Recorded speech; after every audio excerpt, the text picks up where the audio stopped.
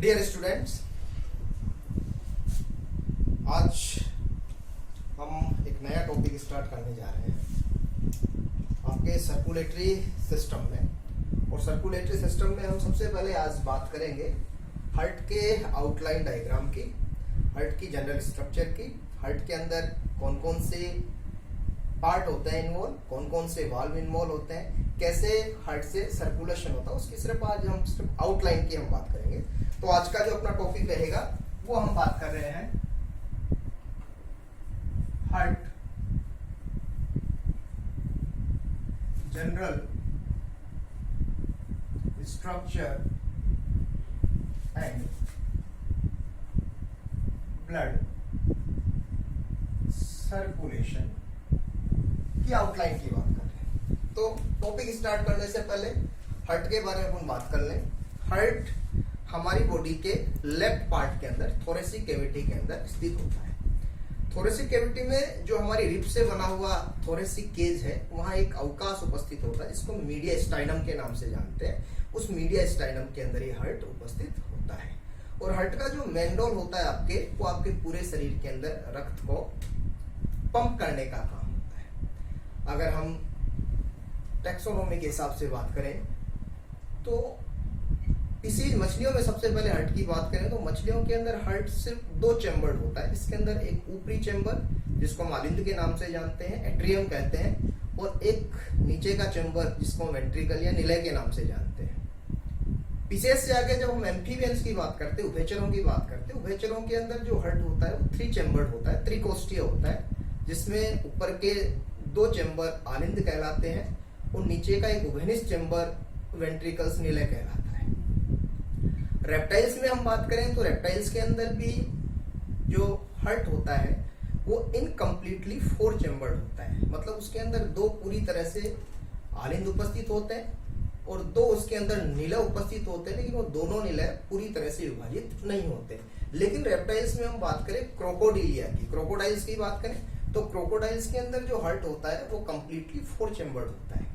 अगर हम बर्ड्स की बात करें, एविज की बात करें तो एविज के अंदर कंप्लीटली फोर चैम्बर्ड होता है, जिसके अंदर दो आलिंद पूरी तरह से विभाजित होते हैं और दो निलय पूरी तरह से विभाजित होते हैं। और यही स्थिति मैमल्स के अंदर, स्तनधारियों के अंदर मिलती है। तो मानव स्तनधारी वर्ग का सदस्य है, तो मानव के अंदर जो हार्ट होता है वो फोर चैम्बर्ड होता है, चतुष्कोष्ठीय होता है। मतलब इसके अंदर जो इम्प्योर ब्लड है, डीऑक्सीजनेटेड ब्लड है और ऑक्सीजनेटेड ब्लड है, वो पूरी तरह से क्या होता है, सेपरेट होता है।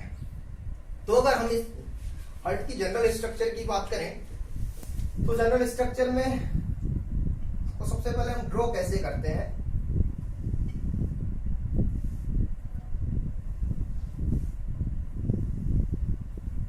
ये हम सबसे पहले इसके दो चैम्बर हम बात कर रहे हैं।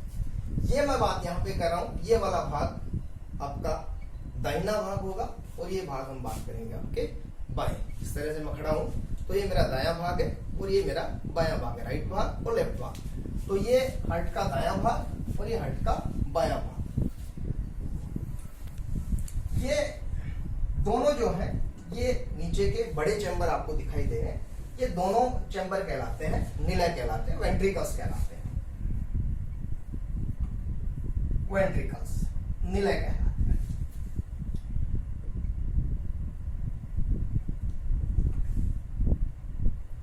आप जैसे देख पा रहे हो कि मैंने जो इसकी वॉल बनाई है उस वॉल में कुछ मैंने अंतर किया है। ये जो आपका राइट वेंट्रिकल है और ये वेंट्रिकल है लेफ्ट वेंट्रिकल है। लेफ्ट वेंट्रिकल की आप वॉल देख रहे हो, वॉल क्या है, थोड़ी थिक है, मस्कुलर है राइट वेंट्रिकल की तुलना में। क्यों? क्योंकि जो लेफ्ट वेंट्रिकल्स होता है वो पूरे शरीर के अंदर रक्त को पंप करने का काम करता है। तो यहाँ पर ज्यादा जब ये कॉन्ट्रैक्शन होता है, निलय में जब इसमें संकुचन होता है तो इसके अंदर ज्यादा दबाव पड़ता है। इस कारण जो इसकी जो वॉल होती है वो क्या होती है, राइट वेंट्रिकल की तुलना के अंदर थोड़ी थिक होती है, मस्कुलर होती है। यहां पे हम बात करें आगे तो ये राइट वाला भाग है, इस राइट वाले भाग से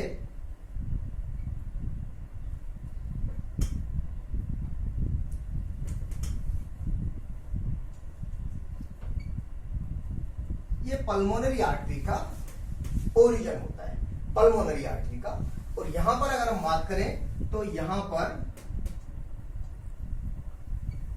एओर्टा का उद्गम होता है, एओर्टा का, ये एओर्टा है। यहां बात करें हम तो जहां पर आपको ये हमने बात की है पल्मोनरी आर्टरी, तो पल्मोनरी आर्टरी पर यहां पर वाल्व उपस्थित होते हैं, अभी बात करेंगे वाल्व का काम क्या है। और यहां पर भी इसी तरह का एक वाल्व उपस्थित होता है एओर्टा में, और इसी तरह के वाल्व उपस्थित होते हैं यहां पे और यहां पे, ये वाल्व उपस्थित होते हैं। इसको वापस हम दोबारा लेबल करेंगे। तो ये हमने नीचे के दो चैम्बर सबसे पहले बनाए हैं, जिसको हमने इस वाले को कहा है आपके दायां निलय और इसको हमने कहा है बायां निलय, लेफ्ट वेंट्रिकल और राइट वेंट्रिकल। अब यहां पर हम बना रहे हैं जो छोटे चैम्बर होते हैं उनको हम कहते हैं आलिंद, उनको हम कहते हैं आलिंद या एट्रियम।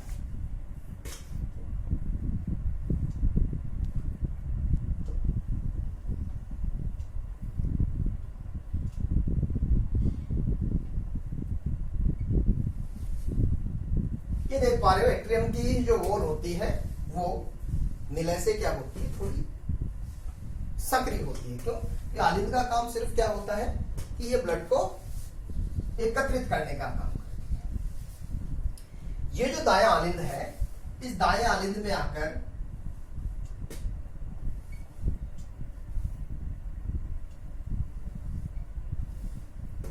एक शरीर के अग्र भागों से अशुद्ध रक्त लाएगी और एक शरीर के पश्च भागों से रक्त एकत्रित करके इस दाएं निलय में डालती है। इनको हम जानते हैं दाएं,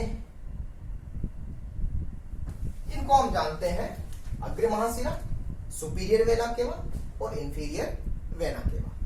और इसी तरह जो यहां पर बायां आलिंद है, इस बायां आलिंद में भी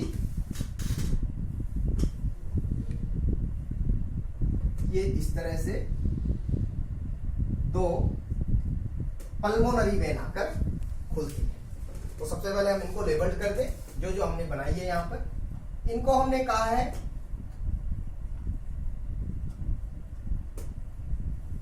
पल्मोनरी वेन।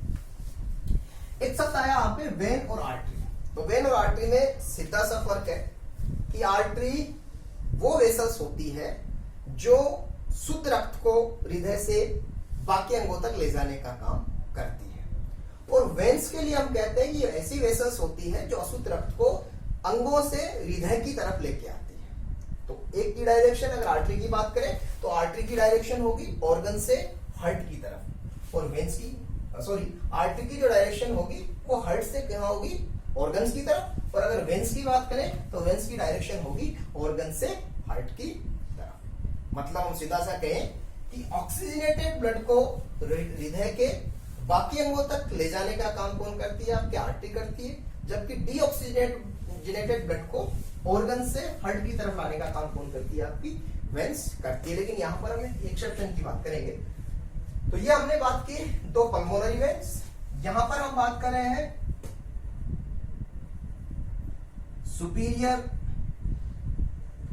वेना केवा, और यहां हम बात कर रहे हैं इंफीरियर वेना केवा। सुपीरियर मतलब अग्र भागों से, शरीर के अग्र भागों से अशुद्ध रक्त को लाकर ये कहां पे डालेंगे, आपके दाहिने आलिंद में, और ये शरीर के पश्च भागों से अशुद्ध रक्त को लाकर कहां पे डालेंगे, आपके दाएं आलिंद में। मैंने शॉर्ट के अंदर लिख रहा हूं, ये हो गया राइट एट्रियम, और ये यहां पे आपका राइट वेंट्रिकल। इसी तरह यहां पे हम बात करें ये लेफ्ट एट्रियम, और यहां हम बात कर रहे हैं लेफ्ट वेंट्रिकल्स। यहां हमने वाल्व की बात की है। एक वाल्व है जो आलिंद और निलय के बीच में कौन से आलिंद? लेफ्ट एट्रियम और लेफ्ट वेंट्रिकल के बीच में जो वाल उपस्थित है, इस वाल को हम कहते हैं बाइकस्पिड और मिट्रल वाल।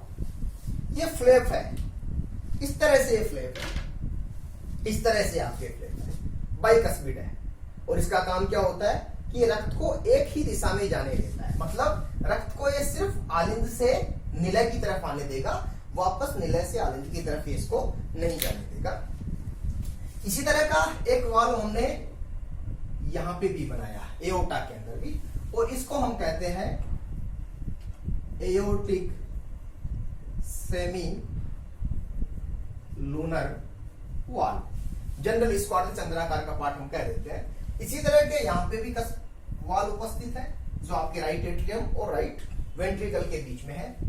ये वाल्व जाने जाते हैं ट्राइकस्पिड वाल्व के नाम से, और जो ये वाला वाल्व है, ये वाल्व जाना जाता है आपके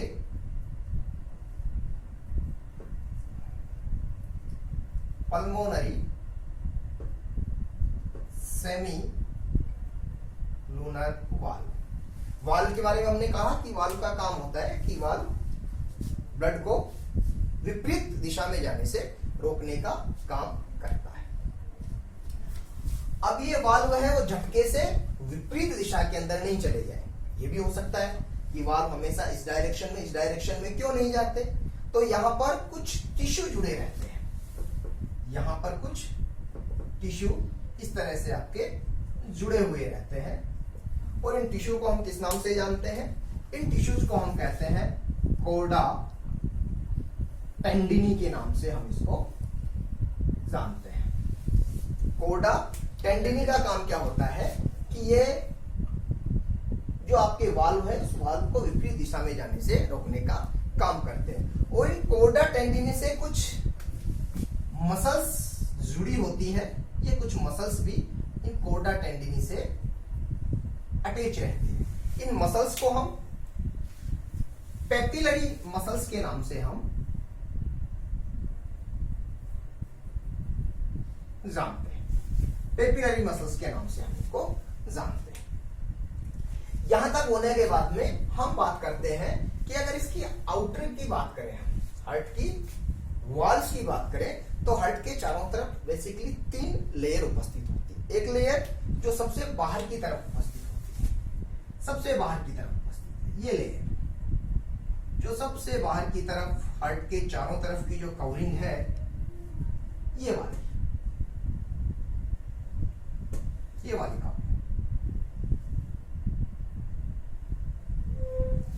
और इस कवरिंग को हम कहते हैं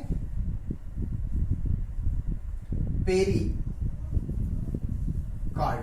नाम से ही पता चल रहा है, पेरी का मतलब पेरीफेरी के चारों तरफ, हार्ट के चारों तरफ जो वॉल उपस्थित, उसको पेरिकार्डियम कह रहे हैं। और इस पेरिकार्डियम वाल का काम क्या है कि हार्ट ज्यादा न फैल जाए।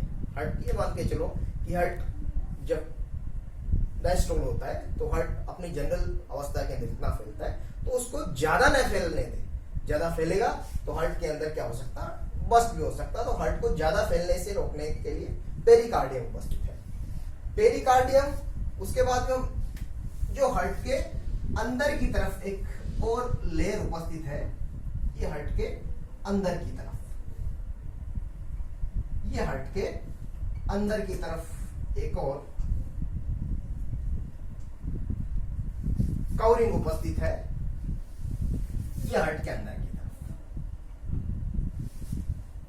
इसको हम कहते हैं एंडोकार्डियम। एंडो का मतलब अंदर की तरफ। और एक मस्कुलर लेयर उपस्थित होती है ये बीच में, तो ये वाली जगह आपको दिख रही है, ये वाली जगह जो आपको दिख रही है बिल्कुल बीच के अंदर एक वॉल ये है, और इस वॉल को हम कहते हैं आपके मायोकार्डियम। तो ये 3 हार्ट की कवरिंग होती है। सबसे बाहर की तरफ हमने बात की पेरिकार्डियम, सबसे अंदर की तरफ एंडोकार्डियम, और बीच के अंदर कौन सी होती है आपकी मायोकार्डियम। तो ये लेयरिंग कवरिंग इसकी होती है, हार्ट की होती है। अब हमने जनरल स्ट्रक्चर की बात की, हार्ट के अंदर कौन कौन से है। सबसे पहले हम बात करें अब इसके सर्कुलेशन की, जनरल आउटलाइन की हम बात करें कि इसका सर्कुलेशन कैसे होता है।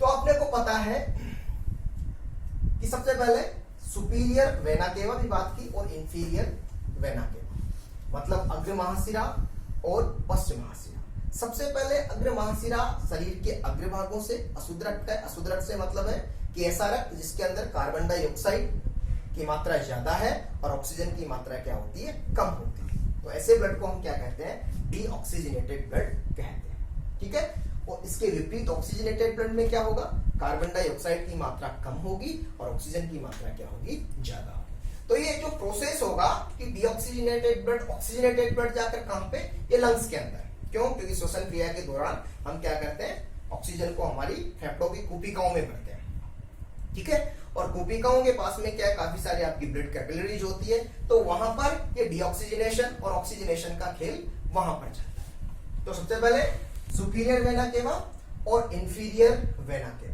शरीर के अग्र भागों से और शरीर के पश्च भागों से रक्त का एकत्रण करके कहां पे डालती है, आपके दाहिने आलिंद के अंदर लाकर इसको डाल देती है। ठीक है। इनके सुपीरियर वेना केवा और इंफीरियर वेना केवा जहां पर आकर खुलती है वहां पर भी वाल्व उपस्थित होते हैं। उन वाल्व को हम किस नाम से जानते हैं, उन वाल्व को हम जानते हैं हेवर्शियन और यूस्टेकियन वाल्व के नाम से हम जानते हैं, जहां पर सुपीरियर वेना केवा और इंफीरियर वेना केवा यहां पे आकर खुलती है। तो अशुद्ध रक्त सबसे पहले लाकर कहां डाला जाता है, आपके दाहिने आलिंद में राइट एट्रियम के अंदर डाला जाता है। ठीक है। और उसके बाद में जैसे जैसे यहां पर ब्लड एकत्रित होता जाएगा, ये जो आपके वाल्व है, जिन वाल्व को हमने क्या कहा, ट्राइकस्पिड वाल्व हमने कहा है। ठीक है। ये ट्राइकस्पिड वाल्व क्या हो जाएंगे, खुल जाएंगे और खुलने के बाद जितना भी अशुद्ध रक्त है वो कहां पे आ जाएगा, आपके दाहिने निलय के अंदर आ जाएगा। अब उसके बाद में क्या होगा, दाहिना आलिंद का क्या होगा, संकुचन होगा। और संकुचन होने के फलस्वरूप जो आपके ये है, क्या थी ये, पल्मोनरी आर्टरी, ये वाला क्या था आपका, पल्मोनरी आर्टरी। सबसे पहले superior vena cava inferior vena का अशुद्ध रक्त को एकत्रित किया और आपके दाहिने आलिंद में डाल दिया। दाहिने आलिंद के अंदर रक्त बढ़ गया, यहाँ पर दबाव बढ़ गया और दबाव बढ़ने से जो ये आपके ट्राइकस्पिड वाल्व थे वो ट्राइकस्पिड वाल्व खुल गए और जितना भी अशुद्ध रक्त था वो दाहिने आलिंद से कहां पे आ गया, आपके दाहिने निलय के अंदर आ गया। अब जब दाहिने निलय का संकुचन होगा तो दाहिने निलय के संकुचन होने के दौरान ये वाल्व तो क्या हो जाएंगे, बंद हो जाएंगे। ठीक है। और ये वाला जो वाल्व है पल्मोनरी आर्टरी में, जो वाल्व जिसको हमने कहा है पल्मोनरी सेमिलुनर वाल्व, ये वाल्व क्या हो जाएगा, खुल जाएगा। और खुलने के दौरान यहां से रक्त इस पल्मोनरी आर्टरी से होता हुआ, और पल्मोनरी आर्टरी की दो ब्रांचेज हमने बताई और ये दोनों ब्रांचेज दोनों लंग्स के पास में जाती है। और लंग्स के पास में अशुद्ध रक्त जाकर वहां पे क्या होता है कि अशुद्ध रक्त में से CO2 तो कोशिकाओं को विसर्जित कर दी जाती है और वहां से ऑक्सीजन आपके इस ब्लड के अंदर आकर मिल जाती है। मतलब रक्त कैसा हो जाता है, आपका ऑक्सीजनेटेड हो जाता है, शुद्ध हो जाता है। ठीक है। लंग्स के पास में जाके शुद्ध आपका जो ब्लड था डीऑक्सीजनेटेड था वो कैसा हो गया है, ऑक्सीजनेटेड हो गया। कहने का मतलब जो अशुद्ध रक्त था वो कैसा रक्त हो गया, आपका शुद्ध रक्त हो गया। अब वहां से ये जो शुद्ध रक्त हुआ है, ऑक्सीजनेटेड ब्लड हुआ है, वो किसके माध्यम से, पल्मोनरी वेन के माध्यम से लाकर कहां पे डाला जाता है, आपके बाएं आलिंद के अंदर लाकर डाल दिया जाता है। वही प्रोसेस बाएं आलिंद के अंदर आपके अब ऑक्सीजनेटेड ब्लड आके बढ़ रहा है तो यहां पर दाब बढ़ने लग जाएगा और जैसे ही दाब बढ़ेगा तो यहाँ पर जो बाइकस्पिड वाल्व है या जो मिट्रल वाल्व क्या हो जाते हैं, खुल जाते हैं और ये पूरा का पूरा ऑक्सीजनेटेड ब्लड कहां पे आ जाएगा, आपके लेफ्ट वेंट्रिकल के अंदर आ जाता है। अब इस लेफ्ट वेंट्रिकल के अंदर जब संकुचन होता है तो संकुचन होने के बाद में क्या होगा, ये बाइकस्पिड और बाइकस्पिड और मिट्रल वाल्व तो क्या हो जाएंगे, बंद हो जाते हैं और जो ये वाला वाल्व है जिसको हमने कहा एओर्टिक सेमिलुनर वाल्व, ये वाल्व क्या हो जाता है, खुल जाता है और यहां से ऑक्सीजनेटेड ब्लड क्या होता है, पूरे शरीर के अंदर वितरित कर दिया जाता है। तो अगर मैं एक जनरल सी इसके अंदर बनाना बढ़ाऊं इसके अंदर कि ब्लड सर्कुलेशन का पाथवे कैसा है। ये जनरल स्ट्रक्चर हमने हार्ट के बारे में पढ़ी। अब हम आउटलाइन पढ़ लेते हैं कि ब्लड सर्कुलेशन कैसे हो रहा है।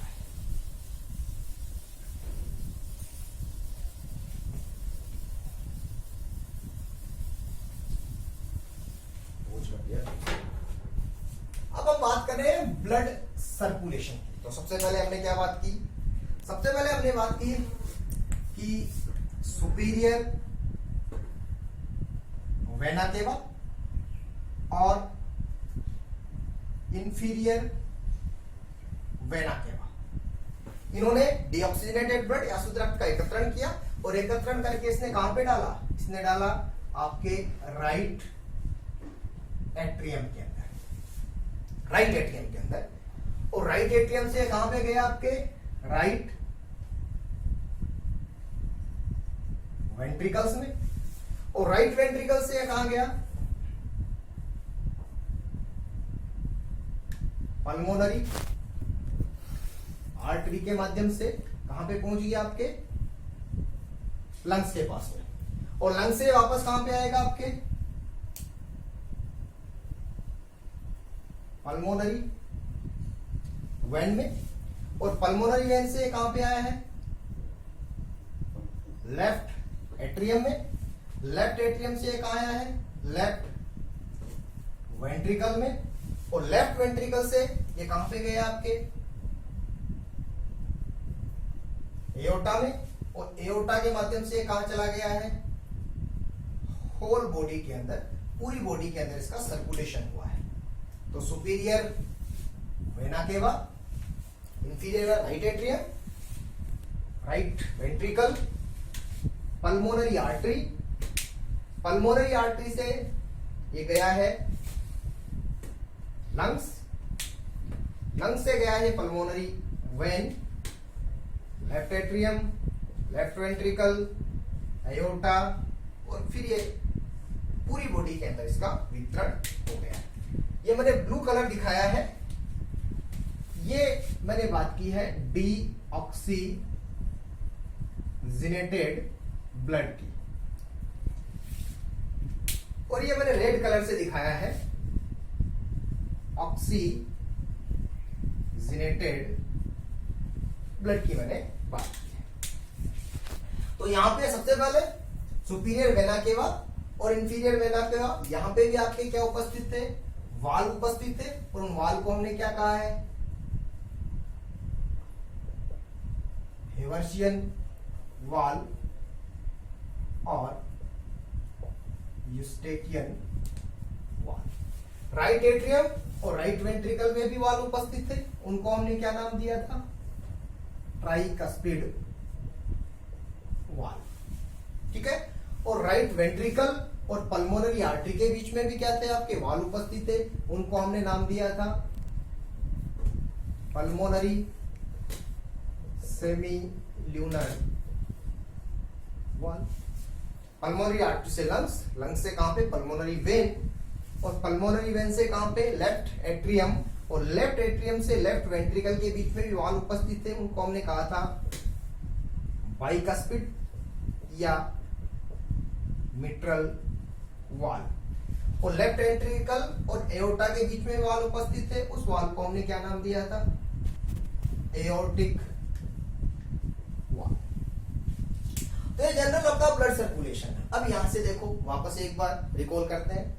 अग्र महाशिरा, पश्चिम महाशिरा, शरीर के अग्रभागों से और शरीर के पश्चिम भागों से डीऑक्सीजनेटेड या जिसको हमने इम्प्योर ब्लड कहा है, उस इम्प्योर ब्लड का संग्रहण करती है, एकत्रण करती है और एकत्रण करके कहां डालती है? राइट एट्रियम में, मतलब दाहिने आलिंद के अंदर उसको लाकर डाल देती है। लेकिन जहां पर ये खुलती है वहां पर क्या उपस्थित होते हैं? वाल्व उपस्थित होते हैं।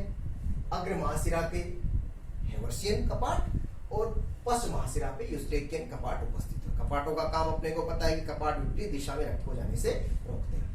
राइट मतलब दाहिने आलिंद से दाहिने निलय में, और यहां पर भी क्या उपस्थित होता है? एक वाल उपस्थित होता है जिसको हम कहते हैं ट्राइकस्पिड वाल। दाहिने निलय से ये कहां पे जाते हैं? Pulmonary artery. हमने कहा था एक चीज कि आर्टरी ऐसी वेसल्स होती है जिनके ब्लड की डायरेक्शन हमेशा हार्ट से ऑर्गन्स की तरफ होती है और इसमें हमेशा कैसा होता है, ऑक्सीजनेटेड ब्लड होता है, प्योर ब्लड होता है। लेकिन यहाँ पर क्या है, ये देखो अब यहाँ पर आपको उल्टा दिख रहा है। मैंने कहा आर्टरी में हमेशा ऑक्सीजनेटेड ब्लड होता है, लेकिन पल्मोनरी आर्टरी में कैसा होता है, डीऑक्सीजनेटेड ब्लड होता है।